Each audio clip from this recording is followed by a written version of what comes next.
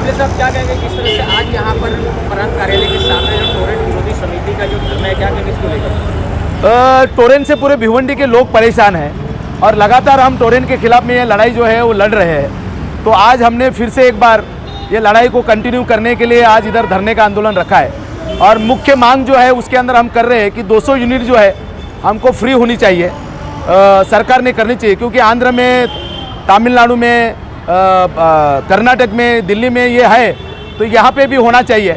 इसके लिए हम ये मांग कर रहे हैं। इसके अलावा टोरेंट के खिलाफ में जब लड़ाई शुरू थी तभी वो मनोज गुलवी जो है उनके ऊपर टोरेंट के आंदोलन के दरमियान ही कुछ केसेस हुए, तो उनको तड़ीपार किया है, तो उनको भी उनकी तड़ीपारी रद्द हो, ये भी हम मांग कर रहे हैं। इसके अलावा कई मांगे हैं। जो टोरेंट ने मीटर लगाया है उसका टेस्टिंग रिपोर्ट ग्राहक को देना जो है बंधनकारक होते हुए भी उन्होंने टेस्टिंग रिपोर्ट नहीं दिया है। इसके अलावा वो झूठी चोरी की केस कर रहे हैं। मुख्यमंत्री वही ऊर्जा मंत्री है, उन्होंने विधानसभा के अंदर ऐसा बयान दिया था कि जितनी बिजली भिवंडी के अंदर जा रही है उसमें से जितना गलती है, बिजली कम हो जाती है, वो छोड़ के सारी वसूली हो रही है।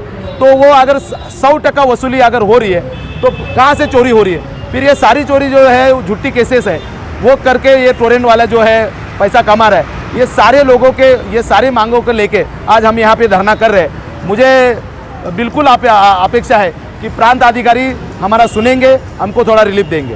सर जी, ये नोडल ऑफिसर को लेकर आप क्या कहेंगे, जिसके नोडल ऑफिसर के बाद भी समस्या का निवारण नहीं होता है? नोडल ऑफिसर के मामले में भी हमने मांग की है कि वो नोडल ऑफिसर पूरा फुल टाइम होना चाहिए। वो अकेले को ही, सरकार ने जो है उसको अकेले को रखा है, उसको ना प्यून है, ना क्लार्क है, ना कोई है। तो ये जो है सरकार ने हमारे साथ एक खेल किया है, वो वैसा नहीं हो। फुल टाइम नोडल ऑफिसर हो, उसका स्टाफ हो और उसको अधिकार हो जो ग्राहक है उसकी जो समस्या है उसका निवारण करने का। सर जी, जिस तरह से आज यहाँ पर आपने धरना आंदोलन किया है कि 200 यूनिट फ्री होना चाहिए भिवंडी शहर वासियों के लिए, अगर ये नहीं होता है तो अगला कदम आपका क्या होगा? ये आंदोलन चलते रहेगा, कंटिन्यू चलते रहेगा। अभी तक हम रुके हुए थे क्योंकि सारी पार्टियां मिलकर आंदोलन चल रहा था, तो अभी कुछ आंदोलन नहीं हो रहा है। तो हमने सोचा है कि भाई हमको रुक के तो जमने वाला नहीं, क्योंकि हमारे साथ भिवंडी के सारे मेहनतकश लोग हैं और उनको जो है वो रिलीफ जरूरी है। इसके लिए हमने ये आंदोलन शुरू कर दिया है। देखा जाए तो भिवंडी शहर में 6 महीने पहले भी एक अच्छा विशाल टोरेंट के विरोध में धरना मोर्चा हुआ था, मगर उसके बाद वो शांत हो गया। क्या कारण था उसका? कारण क्या है पता नहीं, लेकिन सारी पार्टियां मिलकर एक होकर करना चाहिए ऐसी एक चर्चा शुरू हुई। उसके बाद एक कमेटी भी बनी, उनकी कई मीटिंगें हुई, लेकिन आंदोलन नहीं हुआ और उसी की वजह से हमने जो है ये आंदोलन शुरू कर दिया है। नेता बनाते हम ही हैं।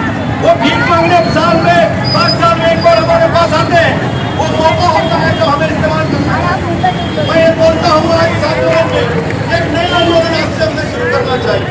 जो भी नेता जिस भी पार्टी का हो, वो अगर हमारे बीच में आता है कि अरे आप कांग्रेस को वोट डालो, अरे भाभी बीजेपी को वोट डालो, अरे नानी शिवसेना को वोट डालो, तो उनसे कहो पहले टोरेंट को भगा फिर बात करने। एक अनोखा आंदोलन हमने शुरू करना ही होगा।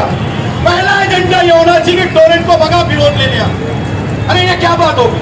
सरकार तुम्हारी है, सरकार फिर आएगी तो टोरेंट को भगाओगे, ये कौन सी बात होगी? क्या हम सभी बेवकूफ हैं कि आज भी वादा की बुनियाद पे वोट डालेंगे? कांग्रेस की सरकार थी तो भारतीय जनता पार्टी को अपने इसमें दिखाया था कि भारतीय जनता पार्टी आएगी और टोरेंट को भगाएगी, लेकिन भारतीय जनता पार्टी भी टोरेंट की दलाली करते हुए नजर आई, कांग्रेस भी टोरेंट की दलाली करते हुए नजर आई।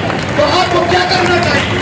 आपको एक ही काम करना चाहिए कि चुनाव आ रहे हैं, ये सबक सिखाने का वक्त है।